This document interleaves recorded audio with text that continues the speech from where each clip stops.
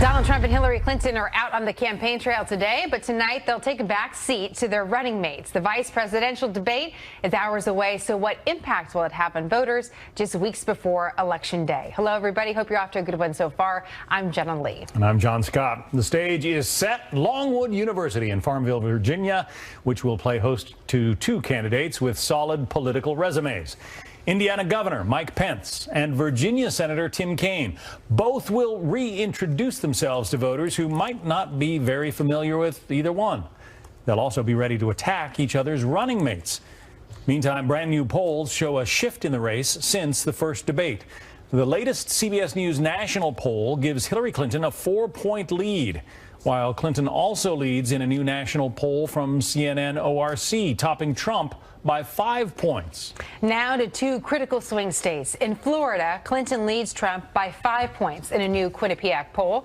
But a bright spot for Trump is the state of Ohio, a state no Republican has won the White House without caring. He leads Clinton there by 5 points. Joining us now to discuss, Heidi Przybilla, senior political correspondent for USA Today, and Carol Lee, White House correspondent for the Wall Street Journal. When you look at the results of the last poll, Heidi, it seemed to benefit, I'm sorry, not the last polls regarding the last debate, it seemed to benefit Hillary Clinton far more than Donald Trump. Well, it does, and this is kind of the ebb and flow of this race that we've seen after, much like after the convention, that benefited Hillary Clinton. But what stood out to me, John, in all of these polls was that for the first time, what we're starting to see is slight, but it is an erosion in Trump's base support among men and whites without college degrees. So I think that is the key demographic group that the Trump campaign has to be a little bit concerned about.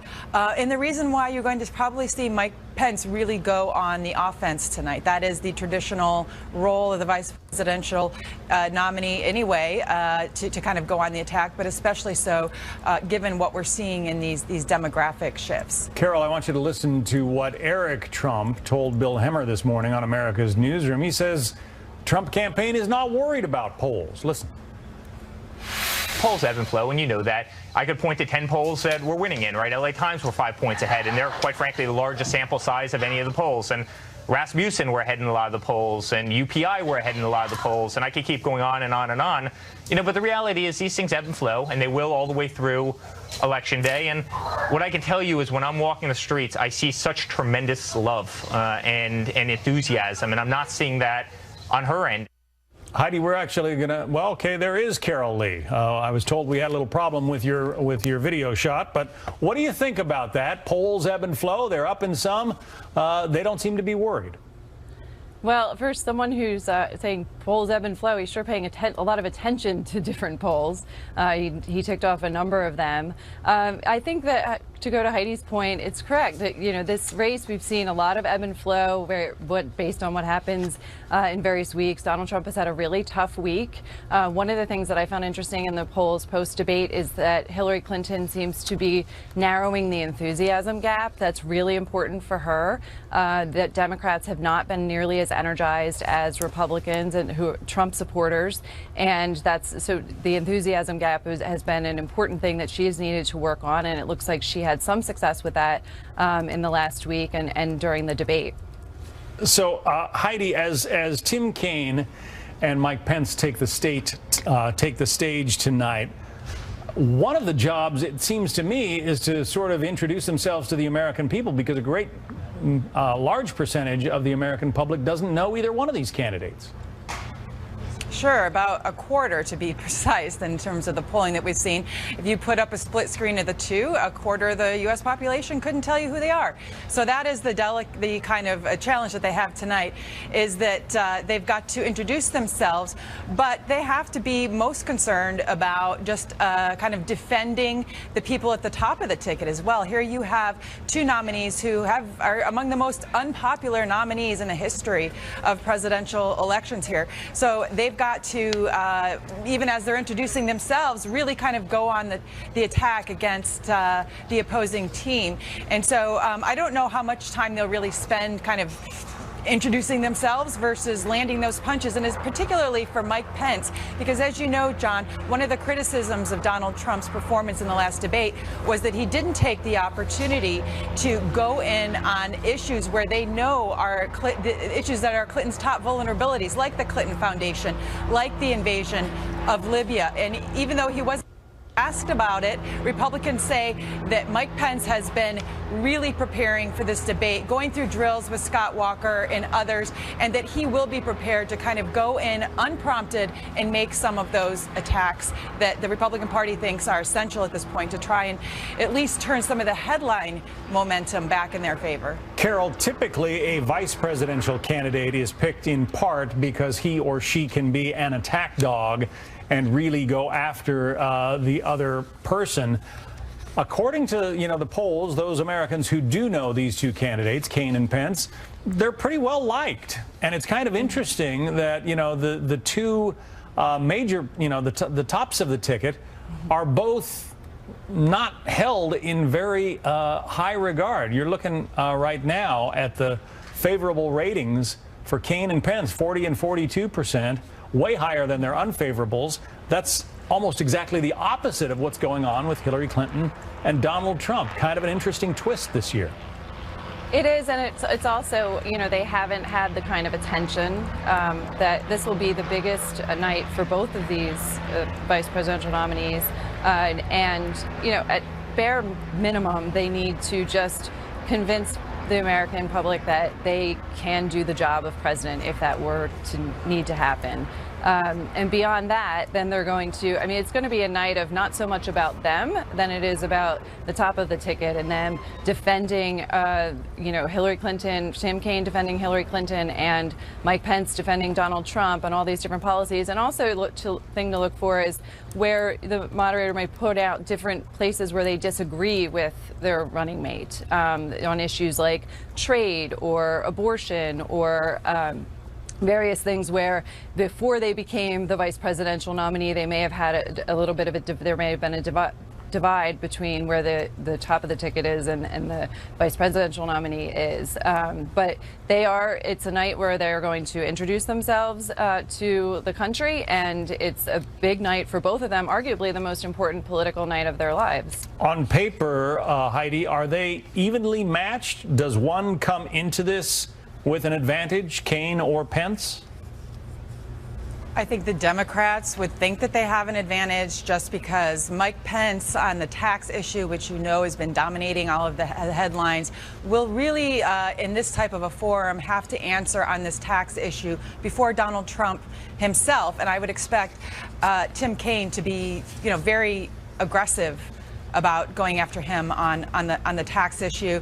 And I think Carol's right. The other thing to watch for here is just to what extent Mike Pence fulfills that duty of defending Donald Trump, but also whether there's any daylight there, because Mike Pence is a younger guy who wants to have a future in this party and in politics after this is all over, if they are not victorious. And so he has provided some daylight there. For example, after the last debate on global warming, he came out and said, well, yes, I do believe that there is a man-made element to global warming, and in distinguishing himself from Trump. And on the tax issue, for instance, Mike Pence has released his taxes. So I think it'll be fascinating to see tonight how, in this type of a forum where they can kind of keep coming back at you on that, what kind of an answer he gives while kind of preserving his own autonomy on that issue. Yeah, that's been fascinating to watch. Mike Pence has been incredibly supportive of Donald Trump while at the same time disagreeing publicly with some of his positions on TPP and other things. So it will be fascinating to watch. Heidi Presbella, USA Today, Carol Lee from the Wall Street Journal. Thank you both. Thank you. And stay with Fox News for live coverage all day leading up to the showdown in Virginia. It gets underway 9 p.m. Eastern. And do not miss our post-debate analysis with Bret Baier and Megyn Kelly. You can catch that only here on Fox. Well, the founder of WikiLeaks, Julian Assange, vowing to release more potentially damaging documents related to the U.S. election. But what we learned this morning was not the October surprise a lot of people expected, at least not yet. Our chief intelligence correspondent, Catherine Herridge, is live in Washington with more. Catherine?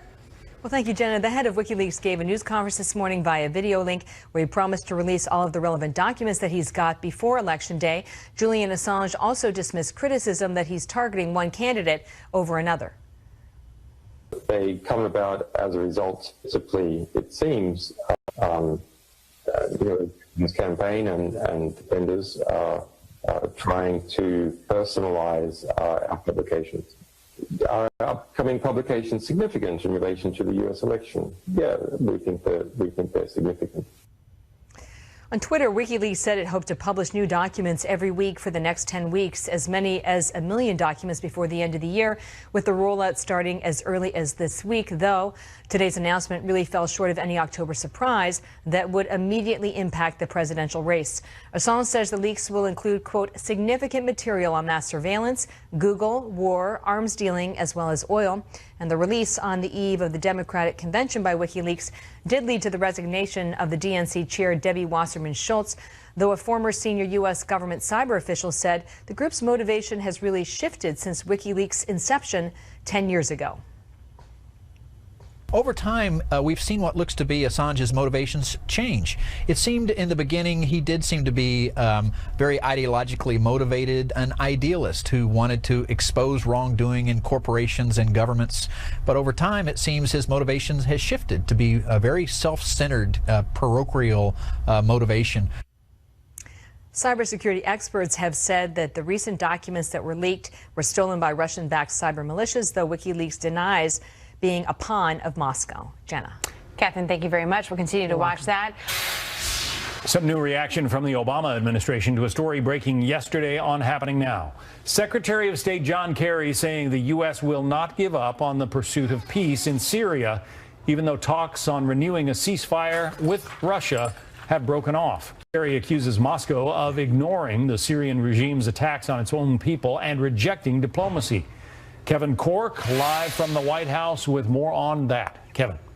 John, good morning to you. You're right. News of the breakdown in the talks between the Americans and the Russians continues to reverberate all across the globe. At stake, the fate of millions of Syrians who continue to suffer at the hands of the Russians and the Assad government, all while the international community is either unwilling or incapable of doing anything to stop them, at least so far. Secretary of State Kerry was in Belgium today. He accused the Russians of turning a blind eye to the Assad regime's use of chlorine gas and barrel bombs against his own people. He promised the U.S. would keep fighting for the people in that war-torn country. We are not giving up on the Syrian people.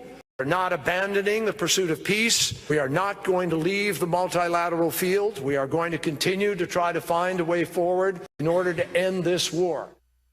Now, in making those comments, the secretary did not announce another strategy to sort of pick up where the diplomatic efforts have failed, at least so far. Meanwhile, critics say that's because the administration really has painted itself, John, into a corner when it comes to Syria, with no clear way out. It's also due to a catastrophic failure of the American worldview as exemplified by the administration. Strong words indeed by former Secretary Bolton. Now, I should point out we continue to monitor this story. All the while, the people in Syria continue to suffer while the international community does very little. John? Kevin Cork. What a mess. Thanks, Kevin. Some good perspective from Kevin on that. Syria is just one crisis the next commander-in-chief will face, with hundreds of thousands of American troops serving overseas. We'll talk about all the military challenges facing the next president. Plus, Vice President Joe Biden slamming Donald Trump for controversial comments about veterans with PTSD. General Jack Keane weighs in on all of this next.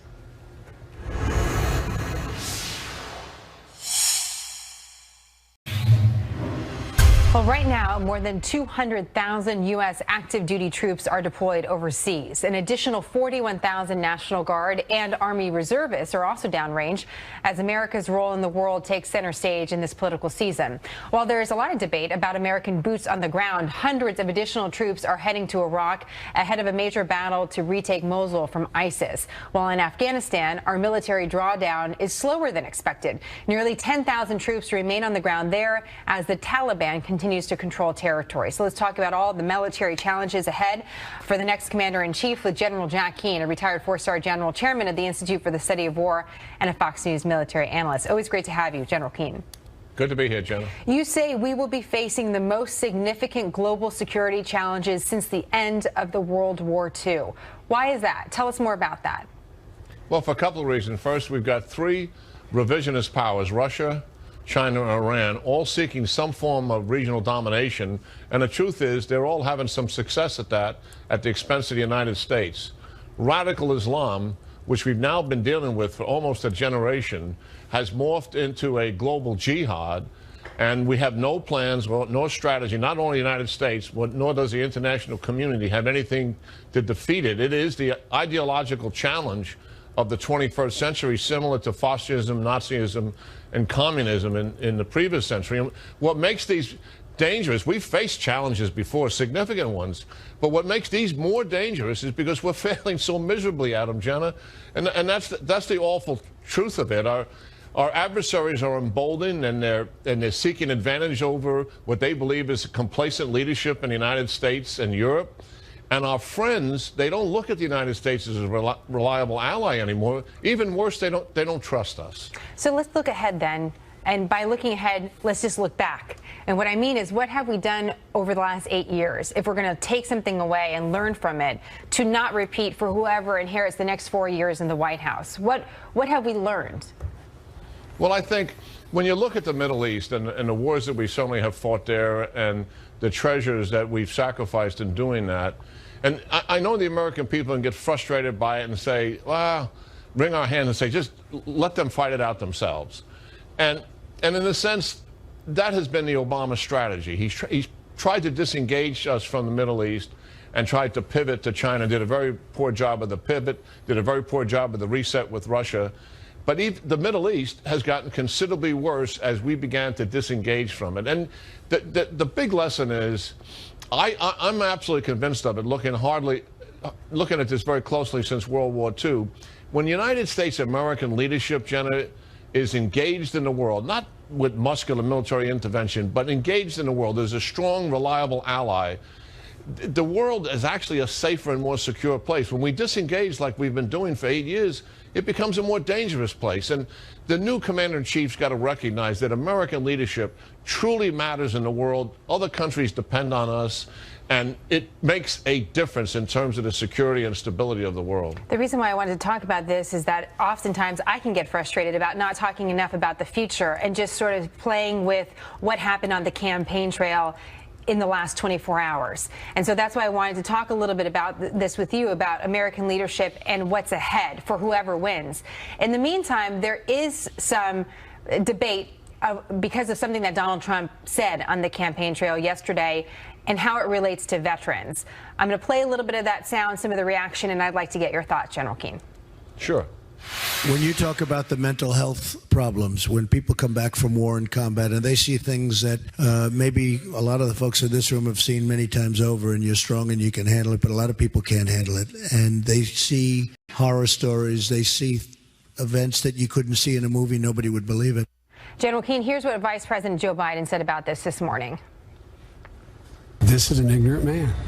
This guy says things he has no idea about. He's not a bad man, but his ignorance is so profound.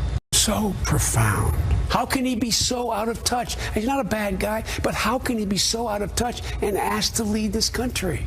The veteran who asked the question in this town hall sort of setting that Trump responded to said this is completely over nothing, essentially. But I'm curious your perspective as someone that spent so much time serving our country, General Keane, and also seeing the inner workings of government, what you think about what Mr. Trump said.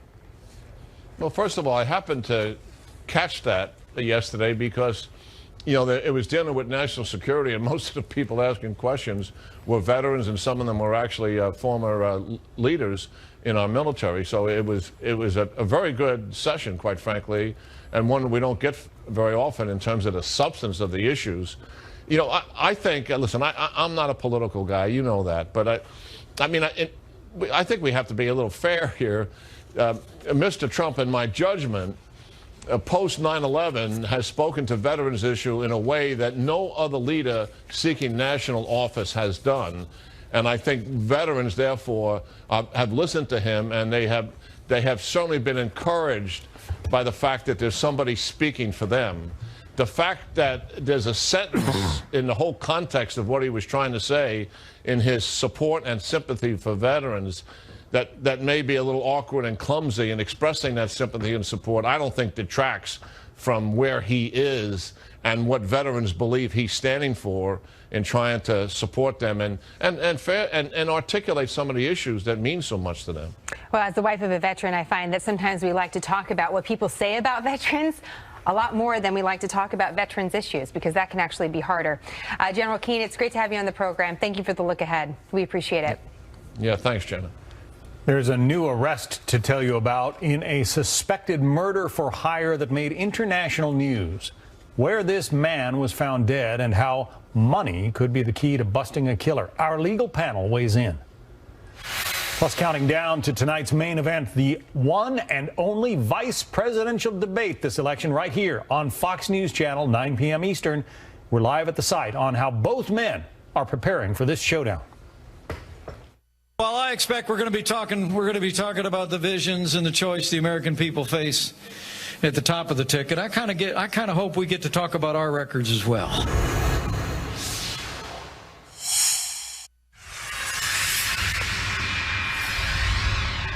Well, the stage is set for a political showdown hours from now as a small town in Virginia hosts one of the biggest political events of the year, the only vice presidential debate between Governor Mike Pence and Senator Tim Kaine. The debate will be 90 minutes, broken up into 10-minute segments. Both Kaine and Pence say they're ready to go. Peter Ducey is live on the campus of Longwood University in Farmville, Virginia, with more for us now. Peter?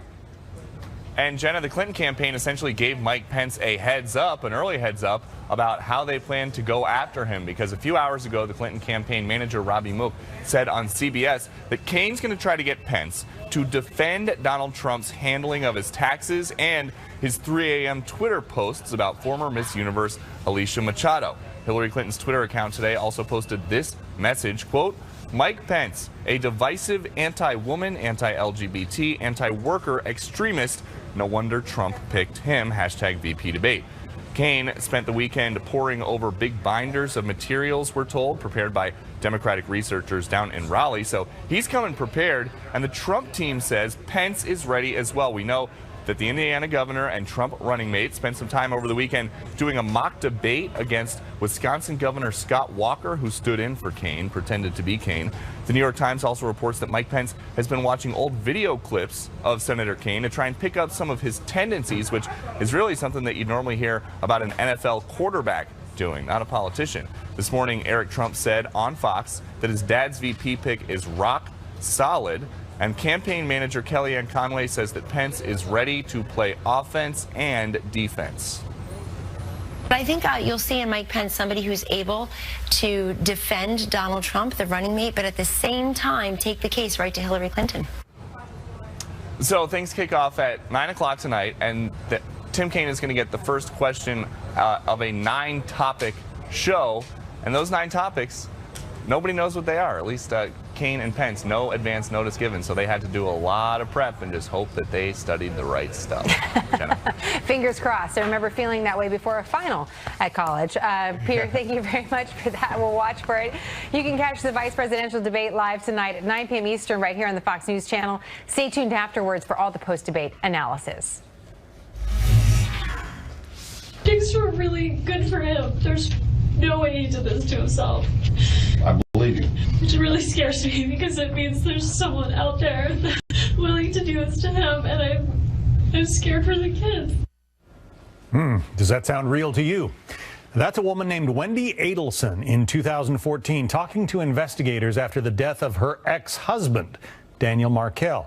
Police say his death may have been a murder-for-hire plot in the midst of their bitter divorce. It comes as a third suspect has just been arrested in the death of the internationally known Florida State University law professor. Daniel Markell was gunned down in his garage in Florida in 2014. Grand jurors indicted 2 men in the murder-for-hire plot back in June. Then in August, a state attorney said there was not enough probable cause to arrest anyone in his ex-wife's family. But on Saturday comes a third arrest.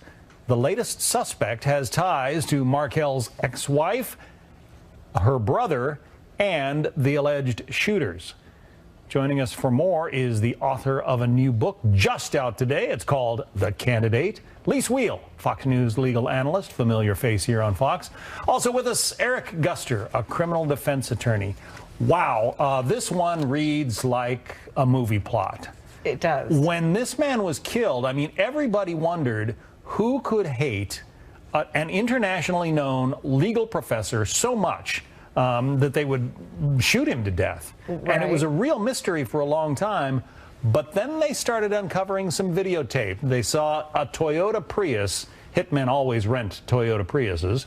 It's a familiar vehicle. They saw a Toyota Prius following him home from the gym, and they started to put the pieces together. That's right. And you know, these murder for hire cases have all of these elements because it's usually about, it happens around divorces. I had a murder for hire case where the guy said, I have a 5'2" problem. And that was a woman named Carla, and that was in a divorce. So that is what they do. They get into a divorce situation, and they, instead of divorcing, they hire somebody, and they're usually are these kind of layers. They'll find somebody within the family to go then and hire somebody else. The third person that they just arrested was the girlfriend of the brother of the victim's ex-wife. So you got to take a couple of layers there here. But that's right. They have the videotape. Then they have the money that's been deposited. So they're following the videotape, money that's been deposited, and then they finally now made this third suspect and this third arrest. And our viewers should know you made something of a subspecialty of murder for hire cases when you were a prosecutor. That was my specialty as a prosecutor. All right, Eric,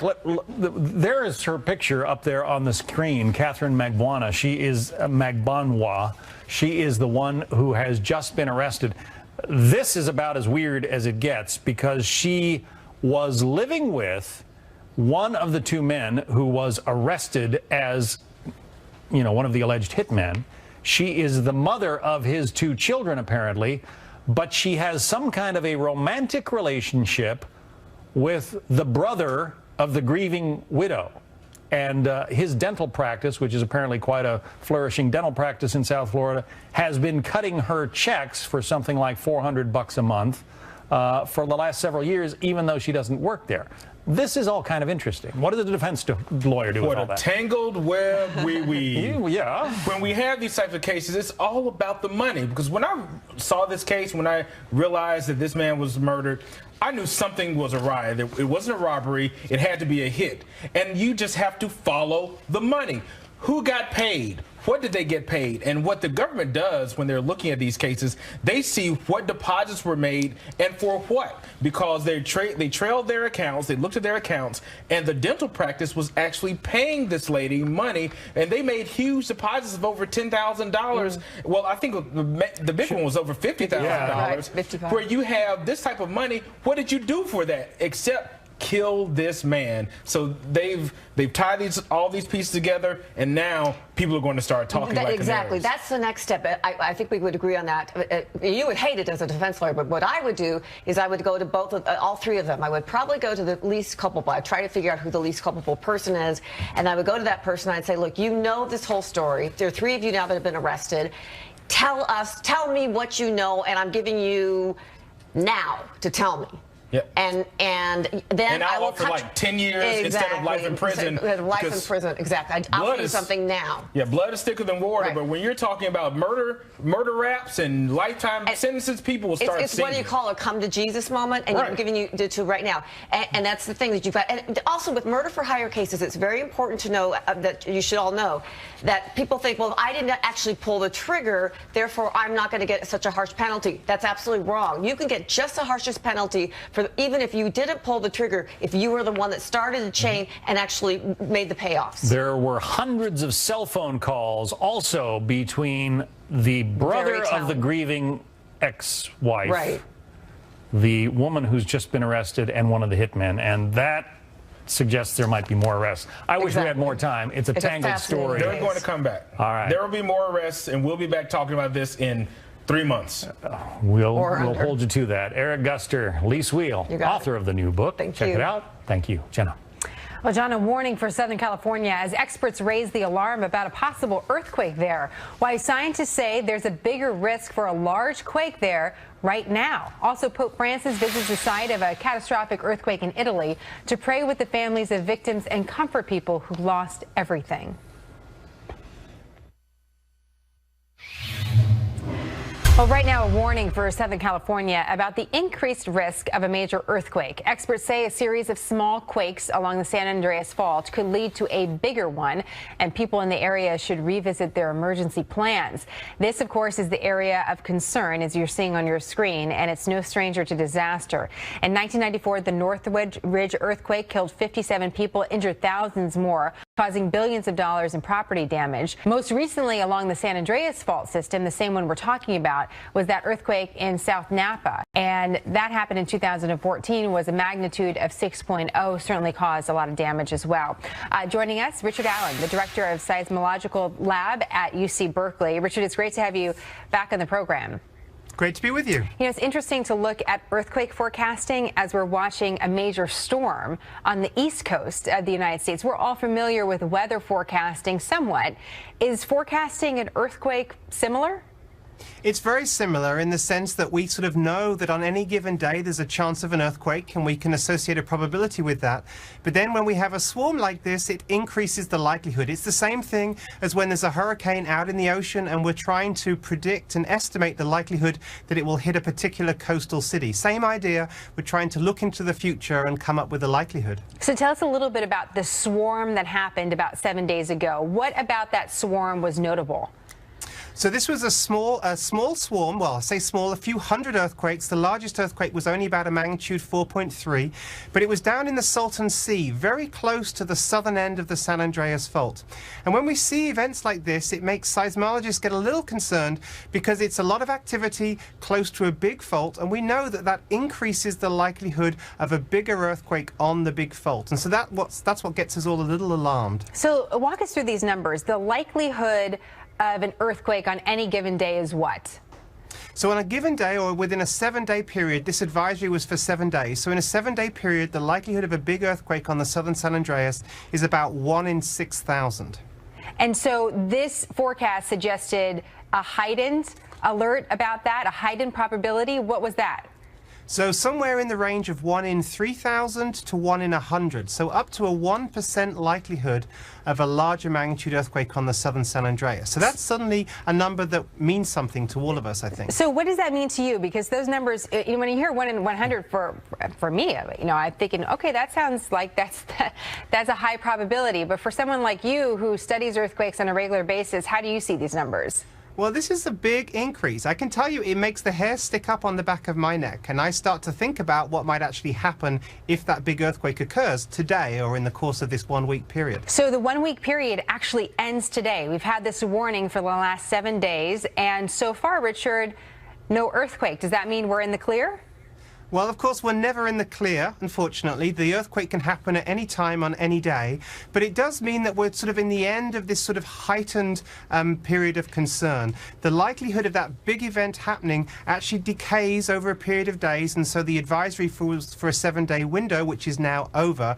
But so that means we're past this little hump, but nobody should think that means we're in the clear. We are never in the clear. We always have to be ready for that earthquake. You know, we're showing images from 1989 in San Francisco. That's my hometown, and certainly you see the devastation from a really large earthquake. As we finish up here, we're seeing some images as well from Napa in 2014, and it's easy to forget the damage that earthquakes can cause.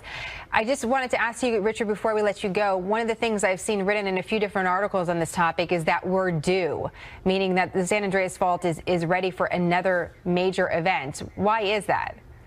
Yeah, there's no question the San Andreas is ready for another big earthquake. The last major damaging earthquake in Southern California was in 1857.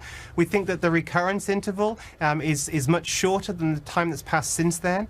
Up in San Francisco, the Hayward Fault has a recurrence interval of about 140 years, and the last earthquake was in 1868. So in both cases, you know, we could argue that we're due for another earthquake. So again, this is just a good reason for us all to revisit our emergency plans, make make sure we have our emergency kits and think about how good the buildings that we live and work in are and whether they will survive the earthquake. We know whatever coast you're on in our country today, whether it's the East Coast looking at the hurricane or the West Coast thinking about earthquakes, a great reminder about those emergency kits. Richard, it's always a pleasure to have you on the program. Thank you so much. Great. Thanks for being with you. A Fox News alert, the governor of Florida declaring a state of emergency as Hurricane Matthew's path shifts. Right now, that storm is heading towards eastern Cuba after making landfall this morning over Haiti as a Category 4 monster, winds of 145 miles an hour. Parts of the island could get more than 20 inches of rain. That will cause catastrophic flooding. The storm also expected to hit Cuba and the Bahamas before moving north. Our Steve Harrigan is live in Miami Beach, Florida, with more. Steve? John, the southwestern tip of Haiti got pounded this morning when the eye of that monster Category 4 storm passed over the tip of Haiti. 145-mile-per-hour winds, a 10-foot storm surge, and in some parts of Haiti, more than 3 feet of rain. There were desperate efforts in the run-up to this storm to try and get people to safety. Volunteers going door to door to try to bring people to churches or schools. Many people refusing to leave their homes, often afraid their possessions would get stolen. A lot of the homes, especially in the coastal areas, simple structures of wood and tarpaulin. One dead in the run-up to the storm, and no telling how much this destruction has wreaked on Haiti since the storm passed over. Cuba now is preparing for the worst. 180,000 people evacuated from the eastern part of the island. U.S. personnel also from the naval base at Guantanamo Bay, 700 of them evacuated back to the U.S. in preparation for this storm. And now Florida is in the mix as this storm has moved further to the west. There are now tropical storm watches and hurricane watches all along the east coast of Florida. Governor Rick Scott has declared a state of emergency throughout the entire state. He said you have to be prepared for the worst for a potential direct hit in Florida. He said the state of emergency will allow him to prepare for possible evacuations and activation of the National Guard. John, back to you. That's a big storm and a scary one. Steve Harrigan. Thank you, Steve. And now this Fox News alert. We're monitoring 3 Clinton events right now. The former Secretary of State is set to make a campaign stop in the important battleground state of Pennsylvania with her daughter Chelsea. She's also going to be joined by actress Elizabeth Banks. Former President Bill Clinton will make a bus tour stop while campaigning for his wife in Ohio. As we told you earlier, Quinnipiac has Trump ahead in the state of Ohio in a recent poll. And First Lady Michelle Obama stumping for Mrs. Clinton in Charlotte, North Carolina. Again, also a key battleground state. You can see where the Clinton campaign is putting their resources today. So we'll continue to watch that for news and be right back with more Happening Now. Welcome to the second hour of Happening Now, everybody. I'm Jenna Lee. I'm John Scott. While the vice presidential candidates prepare for tonight's debate, Donald Trump and Hillary Clinton are campaigning in some crucial battleground states.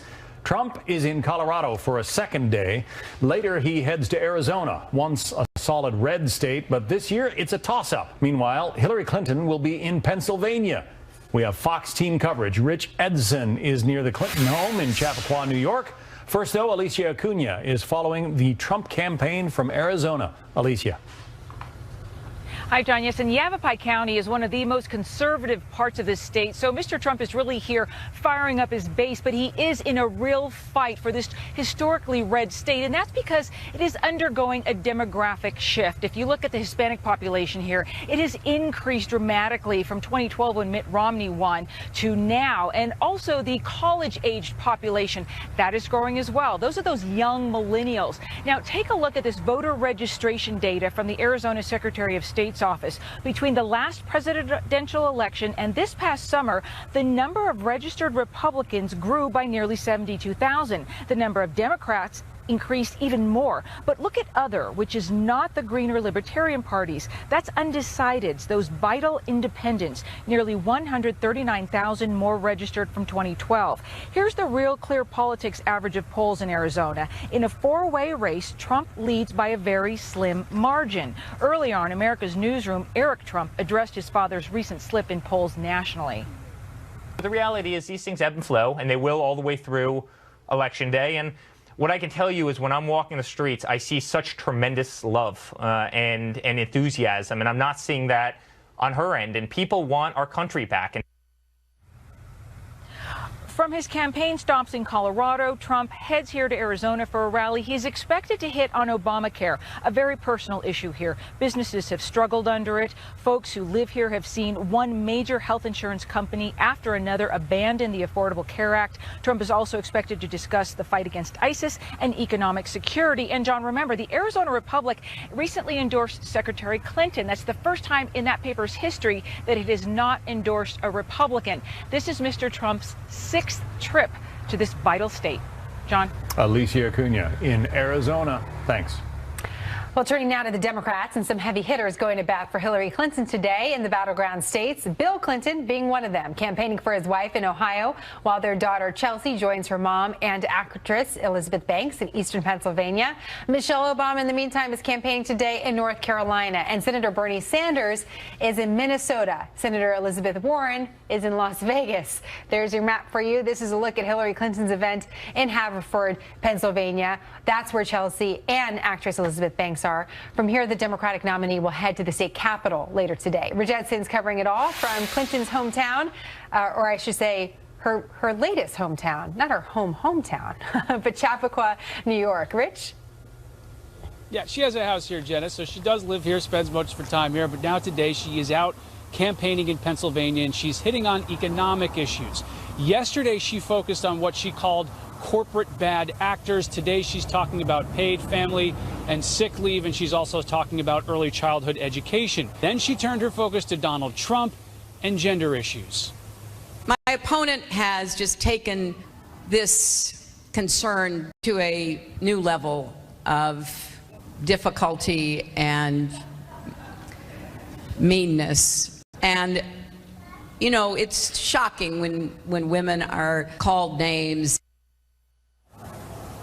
We have 3 new Pennsylvania polls, one breaking right now. That's the Monmouth University poll showing in a 4-way race, 50% support Hillary Clinton, 40% Donald Trump. A Franklin and Marshall poll out from earlier today shows Clinton with a 9 percentage point lead, and a Quinnipiac poll from yesterday gives Clinton an edge by 4 percentage points. So as Hillary Clinton discusses economic and gender issues, her husband, President Bill Clinton, is talking about Obamacare, and not in a very favorable way. He said last night, you've got this crazy system where all of a sudden 25 million more people have health care, but some people are working 60 hours a week. They wind up with what he says are premiums doubled and their coverage cut in half.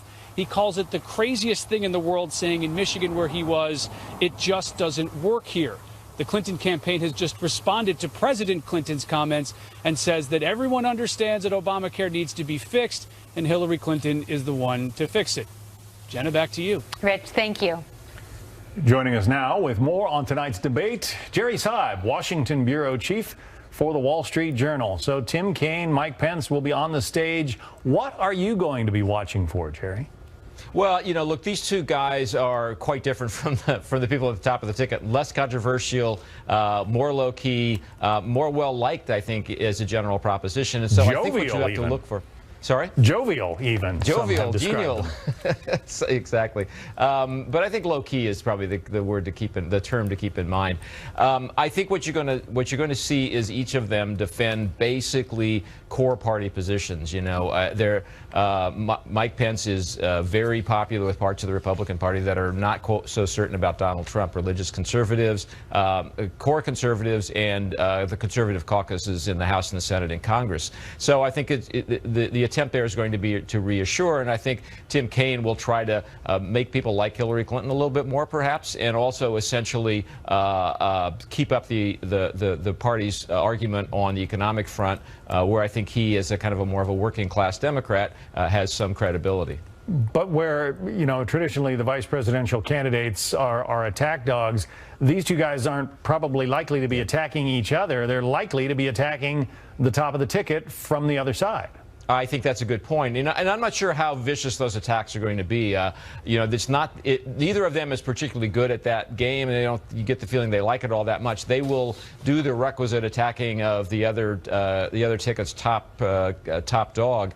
but I don't think it's their style. As I said, they're a little more genial. They're a little more reserved than that. And so I think that'll be within reason and probably less fireworks overall than you'd see in the presidential debates. Last week's debate touched off a tough week for Donald Trump. A lot of critics blame his temperament. They say he is easily baited into controversies. But you offered a couple of other possibilities in your column. Of the first, that Mr. Trump has planted some time bombs in his own path that are now starting to go off. The most obvious one has to do with his tax returns. The second, more subtle explanation is that Mr. Trump may be paying the price now for not having a fully formed policy platform. The long stretches in a one-on-one debate and the long open spaces in a general election campaign can be filled either with these kinds of controversies or with more serious policy conversations. Are you saying that he didn't necessarily think through all of the policy points that one needs to have in mind when you're running for president? Well, I don't know whether he's thought them through or not, but I think the campaign has been based more on sort of big ideas, big impulses, big instincts, and less on policy details. That works well up to a point, but in a 90-minute presidential debate, for example, at some point you got to dive down into the weeds, at least for a while, and I think that's been less the Trump proposition, less the norm. As I said in the piece, there are a couple of areas, taxes in particular and energy, where his campaign has put out fully fleshed out positions, but they don't get much attention, and he doesn't talk about the details all that much. And I think that worked well in the primary season. I think when you get to this point, I think it's probably at a stage where voters want to hear a little bit more policy detail. And politics doesn't like a vacuum. In a vacuum where that's not the conversation, something else will fill in the conversation. That's a little bit of what I think we've seen over the last week or so. You say that he gets baited into some of these controversies, like the ideal weight of a Miss Universe, for instance. Have his people not warned him away from that kind of thing, or is he just not taking their advice? It's hard to know for sure. I do think that the Trump view is that if I get hit, I'm going to hit back. He talks of himself a lot as a counterpuncher, and I think that he can't resist the counterpunch if he thinks he's been criticized. And I think a lot of people in the Republican Party have said, and Newt Gingrich most recently in the last couple of days has said, let's just stay away from that for the last 5 weeks of the campaign. I sort of thought in the first 20 minutes or so of that debate, when the conversation was, where are American jobs, how do you keep them, I think he was on firm ground and did well there. I think after it moved beyond that, I think less well. We'll see what the vice presidential candidates bring to the tickets tonight. Yeah, exactly. Jerry Seib, thank you. Thanks, John. Keep it on Fox News all day and all night for live coverage leading up to the big showdown in Farmville, Virginia. The vice presidential debate begins 9 p.m. Eastern. And do not miss our post-debate analysis. Brett Baer and Megyn Kelly, all here on Fox News Channel. A Fox News alert and some breaking news here. One U.S. service member has died, killed in action during an operation with Afghan forces near the Pakistan border when that patrol triggered an improvised explosive device, or IED. The Defense Department is withholding the soldier's name until the family is notified. This is the second U.S. service member killed by a roadside bomb in Afghanistan since late August.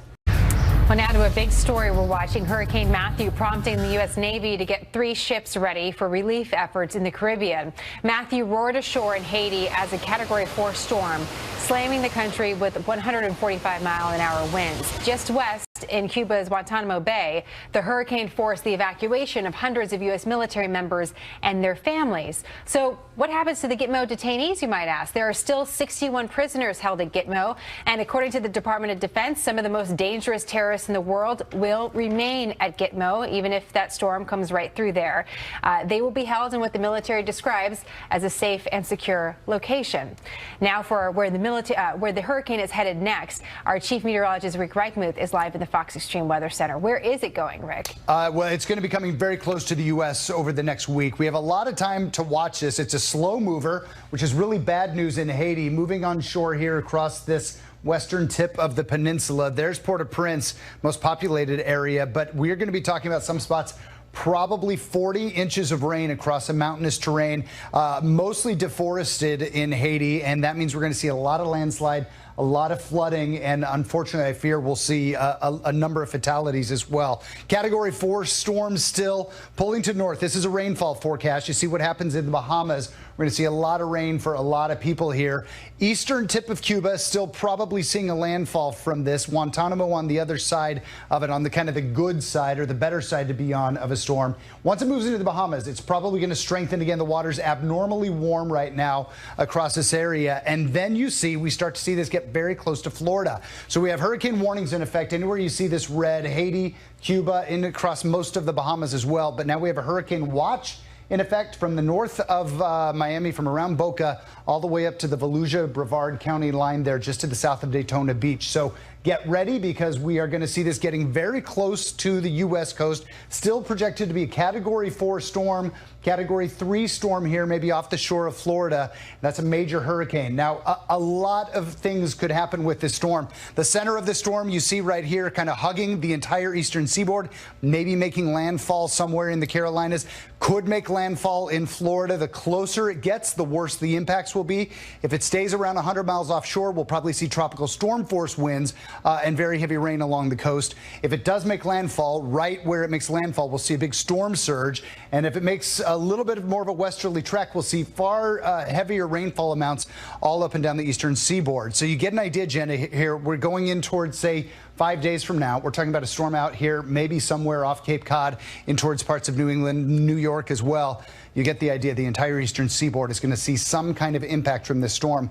Possibly fairly damaging, possibly just certainly problematic. Absolutely. You see it hitting, as you mentioned, all those states, Rick. So yeah, we'll be watching it. Thank you. You bet. All right, now Hillary Clinton is hitting the campaign trail in the battleground state of Pennsylvania, as a new poll shows her with a 10-point lead over Donald Trump there. According to Monmouth University, Clinton is now at 50% support. Trump gets 40%. Meantime, Clinton's camp hopes new revelations about Trump's taxes will help them make gains in neighboring Ohio, where the latest battleground state poll by Quinnipiac University shows Trump in the lead, 47 to 42%. Jessica Tarlov is a Democratic pollster and senior political strategist for Schoen Consulting. Chris Wilson was a Cruz campaign pollster and partner at WPA Opinion Research, one of the largest Republican polling firms. So, Chris, let's start with you. Donald Trump down in Pennsylvania, but up in Ohio. A 10-point gap in Pennsylvania. Is that something he can close between now and Election Day? Well, not if he continues the sort of meltdown we've seen over the last week. And to be honest, at this point, it may be less of a meltdown and more of a detonation. I think Ohio reflects some of the changes that we've seen in the ongoing in the electorate. What Trump has done, you give him credit for, is he's really taken white working class voters and moved them out of the Democratic column and into the Republican column. That helps in Ohio, it helps in Iowa, it helps in Nevada and several other states. But what we see in a state like Pennsylvania, where it was a dead heat just a month ago, is he's gone from being even with white working class women or white women overall to being down by 20 points. And that is, he's just getting killed in the suburbs there. And so it goes from a state that was a dead heat again to one where he's down 10 points. And that makes it, he cannot win the election without winning the state of Pennsylvania, without really changing the whole face of the overall electorate, which I don't see that happening from an electoral college standpoint. But it's also said that no Republican can win the presidency without winning Ohio. And he's up, Jessica, by 5 points there. He is there. I mean, he's certainly in the lead in Ohio. No one's going to dispute that, but she's within striking distance. I agree with everything that Chris just said, which rarely happens for me, so this is exciting. And I think that the revelations about Donald Trump's taxes, coupled with the Newsweek story about how he bought Chinese steel instead of U.S. steel, is going to matter a lot. Now, I'm not sure if she ends up winning Ohio or not in the end here, but I think that if she can effectively make the case that Donald Trump is not for the working man, that all he wants to do is protect himself and people of his class, his ilk, that she can make significant gains. And I think Chris is completely on point that the real story here is how much of a gain she's making with white voters. Now, even in Pennsylvania, and as he said, she's up 30 with white college-educated women now, a group Romney won by 6, 2012. And there are people who are saying that if she continues at that pace, that she'll be able to offset an outsized turnout of white non-college educated voters. Chris, she is not a billionaire, but she's well on her way at $250,000 a speech. I mean, it's good money. She's not giving those speeches anymore. Well, that is true. She's giving them for free on the campaign trail, but you know, this isn't necessarily a person that Joe Steelworker in Ohio is going to be identifying with. Well, it's not, and that's why you've seen Trump make those changes. But, I mean, moving in further, looking at the rest of the electoral map, and let's say if Trump wins Ohio but loses Pennsylvania, where can he pick up and make up that difference? You've got to look at states like North Carolina and states like Florida. And, frankly, Florida is another state, when you look at the changes taking place in the electorate, the white working-class voter that's moved from being a Democrat to a Republican under Donald Trump. Florida is a state where Trump should be doing well, but he's not. He's still down there, and the reason for that speaks to, again, his challenges with females and his challenges with Hispanics. So he's really got to start to make inroads and rebuild that support he had just a few weeks ago with females to be able to be competitive and win a state like Florida, which is really, again, a must-win for him if he loses Pennsylvania. To your point, he's got Ohio, but he's got other states now that he's created issues with that are making this electoral college math more of a challenge for him. What about the enthusiasm gap, Jessica? I mean, you're a pollster. You study this. The Trump voter is very enthusiastic. But now the Clinton voter is too. Getting there. No. Well, the latest CNN poll actually showed that it's near even in the enthusiasm gap now, and he was up, I believe, 20 just 2 or 3 weeks ago.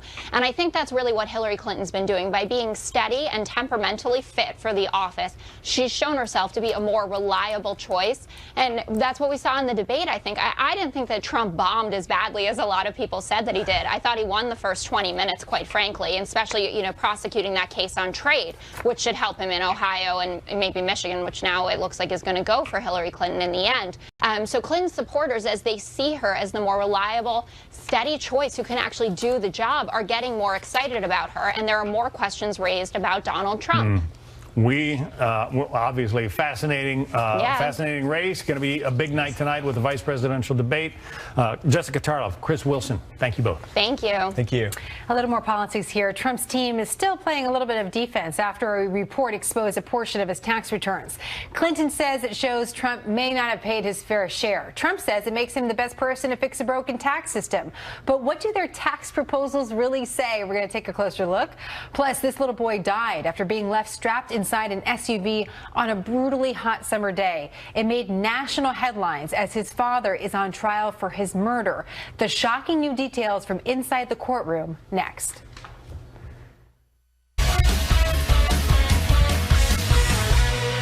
Well, the presidential candidates both talking a little bit about taxes this week after a New York Times report revealed Donald Trump lost nearly $1 billion in 1995. And because of that loss, he may not have paid any federal taxes for many years afterwards. Both candidates using it to send a clear message about why their tax policy is the better choice. But what do we really know about that tax policy? Art Laffer is founder and chairman of Laffer Associates and a former Reagan economic advisor.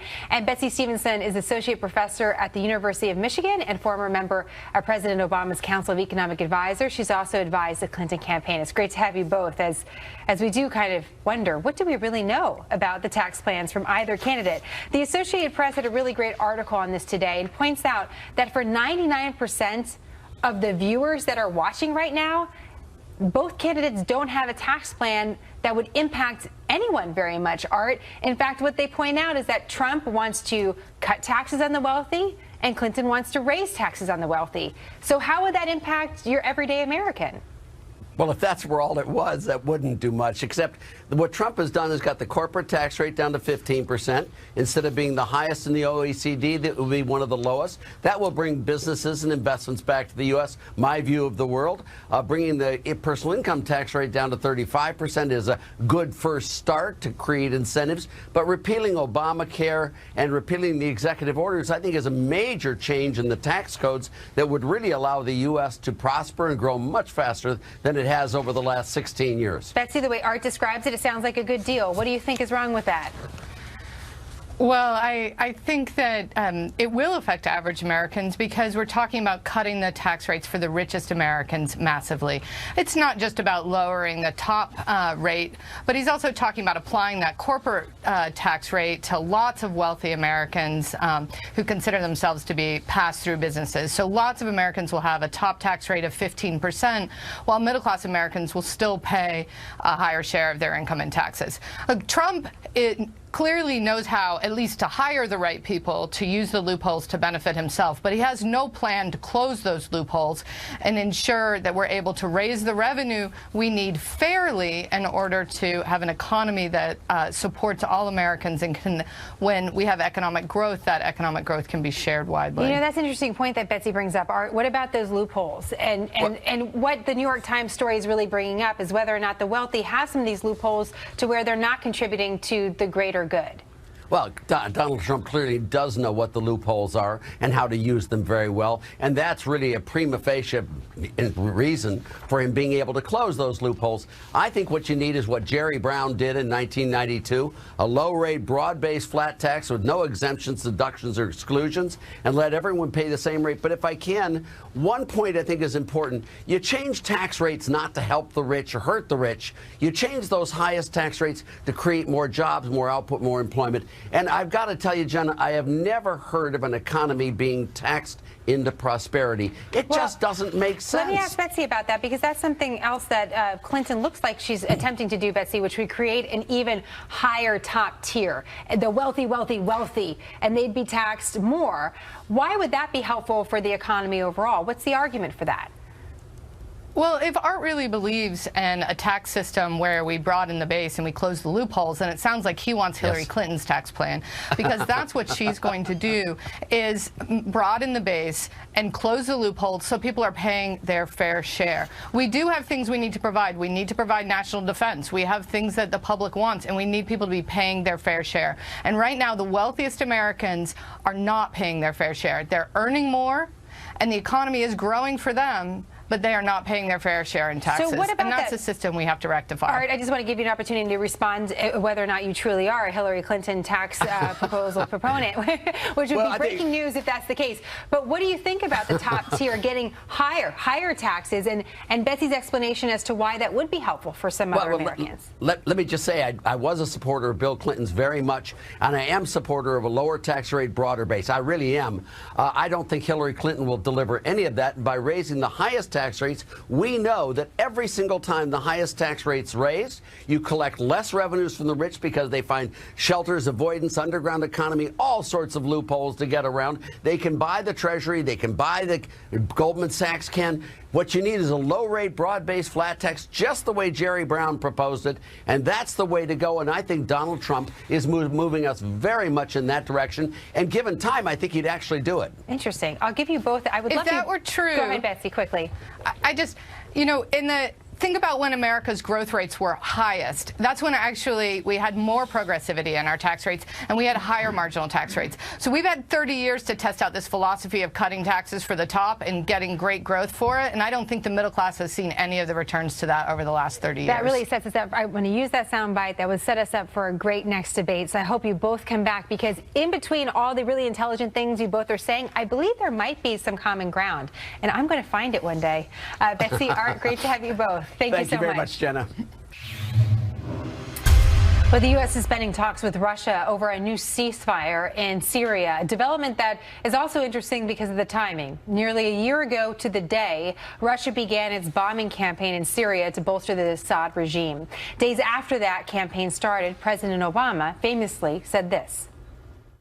An attempt by Russia and Iran to prop up Assad and try to pacify the population is just going to get them stuck in a quagmire, and it won't work. Well, now negotiations to restart a ceasefire, as well as any coordination with Russia and Syria, has come to a complete and total halt. The State Department says this. It is a grim anniversary since 1 year since they began supporting the Assad regime in earnest with airstrikes. It is hard not to assess that they have succeeded in bolstering the regime. All this comes as Russia is moving more weapons into Syria. Let's talk about it all with Peter Doran, Vice President of Research at the Center for European Policy Analysis. He's an expert on Russia and Ukraine. I want to focus, Peter, on some of the breaking news about what Russia is doing as far as moving weapons into Syria. Plainly speaking, they're moving an anti-missile system into Syria for the very first time. It's the first time they've deployed this anti-missile system outside their own border. Why are they doing that? Well, this clearly represents a significant escalation of the fighting in Syria. By deploying this particular system to Syria, Russia is attempting to establish a military bubble in Syria, a bubble that will make it very difficult for the United States to project air power into the region.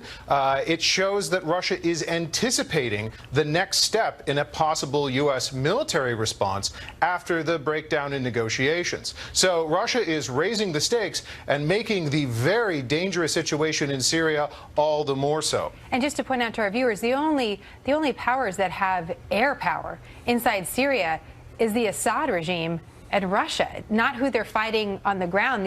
The only other air power in the region is really us that could be flying into Syria. So is that who the anti-missile defense system is really there to deter? It's very likely. ISIS does not have an air force, and when negotiations over peace break down, the Russians have clearly calculated that a military option by the United States could be in the cards, and so they've deployed this very sophisticated, cutting-edge air defense system in order to simply demonstrate that if the United States tries to use its air power, there could be significant costs. This is an attempt to run off a potential military intervention with air power by the United States. Have we lost all leverage in Syria? Well, we're running out of options. This is the tail end of an 8-year strategy on the part of the White House to negotiate with Russia, to offer Vladimir Putin a lot of options in the hopes that Russia would then return the favor. That strategy, as we're seeing in Syria, is breaking down. With the breakdown of the negotiations, the White House has lost a very big gamble. That gamble was that Russia would do its part to help ease the humanitarian suffering in Syria, and that has simply not happened. So with the end of these bilateral talks to create a ceasefire, essentially what the White House is saying is mission not accomplished in protecting civilians in Syria. So what's next, Peter? Well, we're going to have an option for the White House and certainly for the next president. I think there are a lot of very powerful lessons that can be drawn from the failure of U.S.-Russian relations over the last 8 years. At a minimum, it's very obvious that the Russians will only respond when you negotiate from a position of strength, and there are many non-military options on the table to demonstrate American resolve and seriousness in pushing back against what has become very dangerous behavior on the part of Russia. And where it goes from here is a big question. Peter, great to have your expertise. Thank you. Thank you very much. Well, the dog days are over for one man in Australia who's now reunited with his lost pooch after a close call with a look-alike pug. Take a look. His dog is on the left, Bella, the pug, her owner, Luke, on the far right with his brother. When Bella went missing, they posted her picture online asking for help. One of their friends got in touch with someone who said he found a pug. He picked up the dog and brought it over to their place. Thing is, that pug was not beautiful Bella. Luke took